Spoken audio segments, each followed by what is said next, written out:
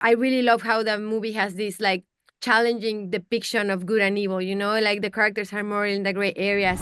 I'm going with her! What I want is for you to rot in hell. I want to know everything from the exact beginning.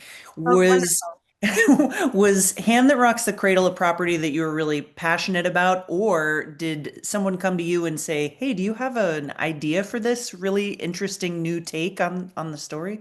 Yeah, it was the second one. I mean, I do love the original movie, and I think it's such an iconic film. I watch it many times. They played in Mexico, like in the public channel for so long, like in Spanish. But then the studio approached me after watching my first movie, Huesera, and I feel like they saw in that movie some elements that could really work in terms of tone and atmosphere for this one.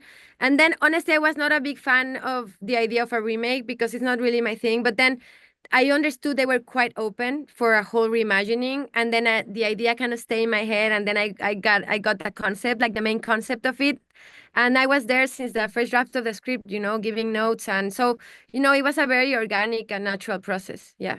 I think that this is such a great year for horror movie lovers, such as myself, because I'm seeing so much innovation and so many interesting things. And I had written down all kinds of notes from this movie, like I want to even talk about how you decided to shoot it, because right up front, I'm noticing that we're not overly concerned with like a sharp HD image. Everything is a little bit ethereal and there's a lot that's blurry. And can you talk about that choice? Because I really loved it aesthetically.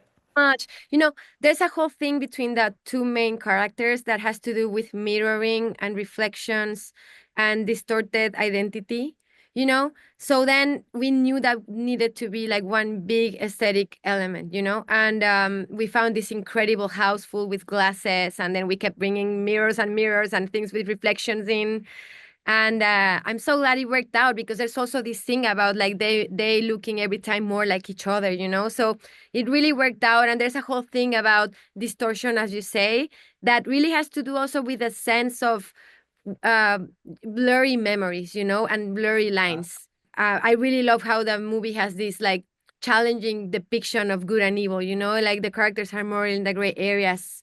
So there was a whole of those aesthetics that I love that you talk about that I'm so glad that they come across. Absolutely. It's the first thing that I noticed because I'm always more interested in what I'm not seeing in a horror movie because Yeah. it's so much scarier. And I got to see it unfold in the movie that this is not a black and white version of this story. That you can't judge. Yeah. And it is reflected in the technical aspects. And I also thought the score was super fascinating because it was very out there. We And had, yes, yes, it's not shying away. yes, it was very noticeable and it was almost like its own character. Yeah.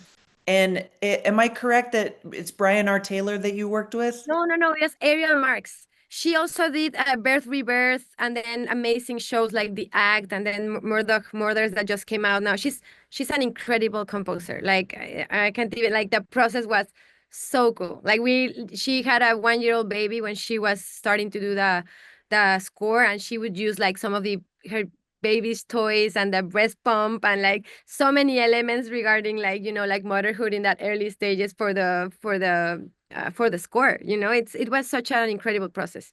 It really came across as like a visceral human noise of a score, Yeah. like so many voices coming through. And I was like, oh, this really adds to the story so beautifully.